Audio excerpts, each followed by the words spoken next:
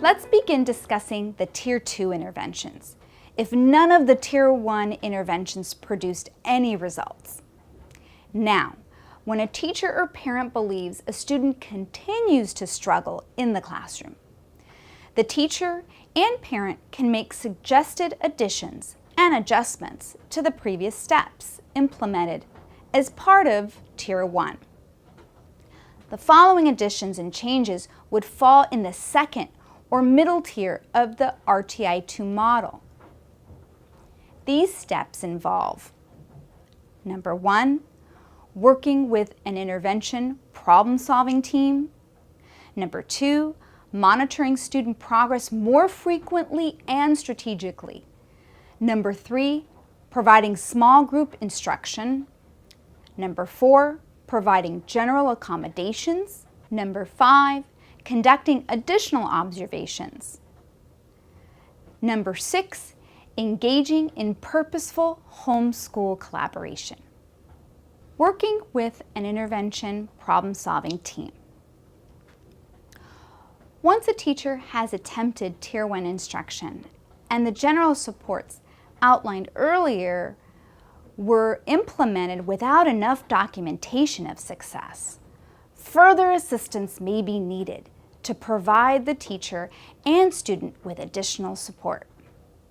Most schools should have an intervention team process where a teacher can obtain further assistance regarding how to support a particular student or groups of students. This, in some schools, is known as the Student Study Team, Teacher Assistance Team, Building Assistance Team, or other name. The team may include multiple general education teachers, including the student's teacher, a specialist, an administrator, and sometimes the parent. Intervention team members should include qualified professionals with the experience and expertise in the language and cultural background of the student. This is not to be confused with an IEP team. In its simplest form, the team considers possible reasons for a student's difficulty. Is the student experiencing difficulties with school due to a lack of clear instructions, a need for appropriate materials or more strategic instruction, or multiple demands or a lack of skills or poor communication? The reason for experiencing problems at school likely come from multiple sources. Putting the blame on one person or issue is probably not the whole story. As a result, the team develops a goal or set of goals to address the most problematic issues affecting the student's learning. An action plan with selected strategies to meet those goals is developed, and the individuals who will implement those strategies are listed. The action plan should begin immediately and its success monitored. The intervention team should reconvene after a specific set of weeks, perhaps 6 or 8 weeks, to check on the effectiveness of the plan.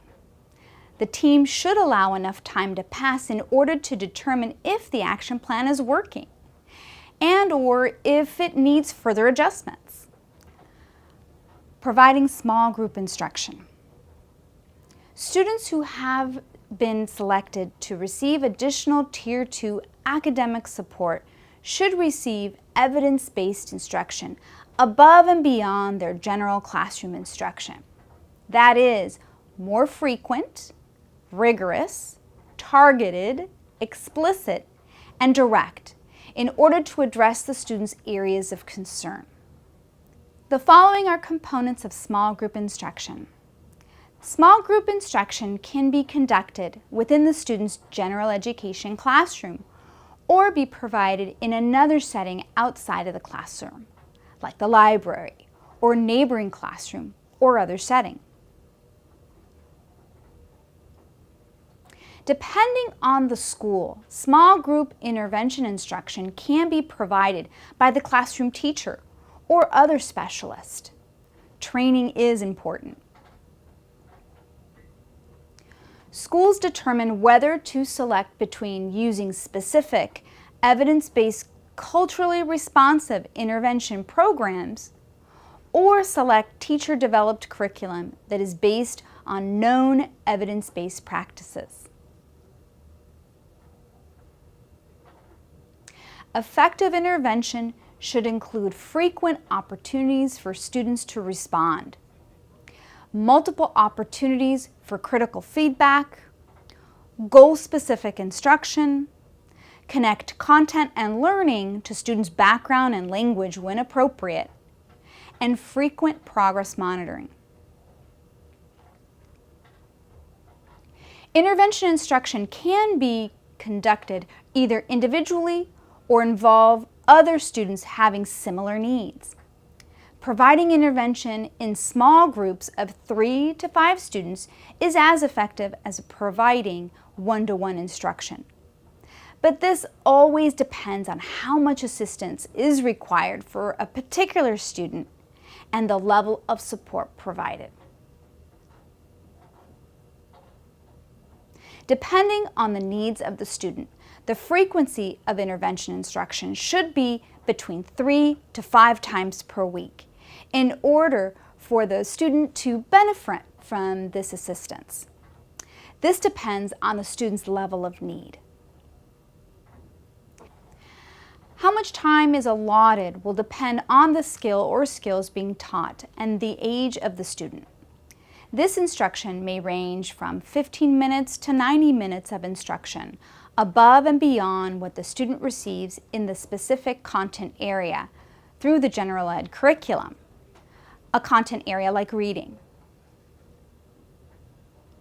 How long the intervention instruction is provided will vary depending on the school or district. Intervention may involve 6 to 8 weeks of instruction.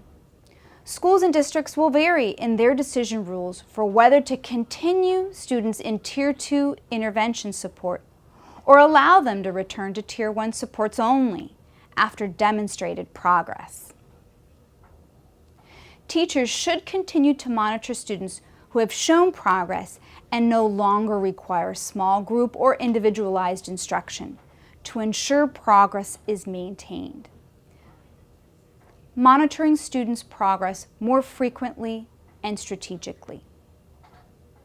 Once the student begins to receive additional small group instruction above and beyond the instruction they receive in the general education curriculum, their progress is monitored more frequently, either weekly or bi-weekly, and these results reviewed and compared to other students with a similar background, such as language, education, culture. Providing general accommodations.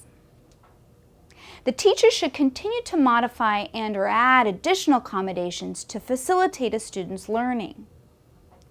In Tier 2, teachers and parents should monitor and document the effectiveness of these accommodations. Accommodations do not replace instructional intervention when students demonstrate obvious skill deficits. Conducting additional observations. When a student is still experiencing difficulty with learning, additional observations can be conducted that are now more targeted and completed by more specialized personnel, like a school psychologist. The purpose of these observations is to inform the intervention team's action plan and to assist the student in the general education program. This documentation should then be shared and discussed with the teacher in order to make additional changes to general instruction, to the intervention, and possibly assignments. These observations should also serve as opportunities to provide the teacher with additional suggestions regarding how to further optimize their teaching practices, as well as the student's learning and progress. At any time, parents can choose to observe their child in the classroom. However, school sites and districts may differ in their specific guidelines and policies regarding parent observations. Districts may specify when and for how long parents can observe their child in the classroom. Classroom observations can help parents better understand how their child is performing in the classroom, as well as to understand grade level and classroom expectations. Engaging in purposeful homeschool collaboration. Parents can also contribute to the action plan by supporting the child at home in multiple ways, including documenting their child's language or behavior by taking pictures, videotaping, or journaling. They can communicate with the teacher regarding homework completion via a notebook or a journal, emails or notes to the teacher, or other acceptable method for the family and teacher. Arranging for a family or community member to provide individualized homework assistance when available, and other methods. Methods and strategies selected should be discussed explicitly with family members in order to select the most appropriate and comfortable methods for the family. Once the team or professionals suspect a disability, a formal referral for special education evaluation should be made and parent consent obtained.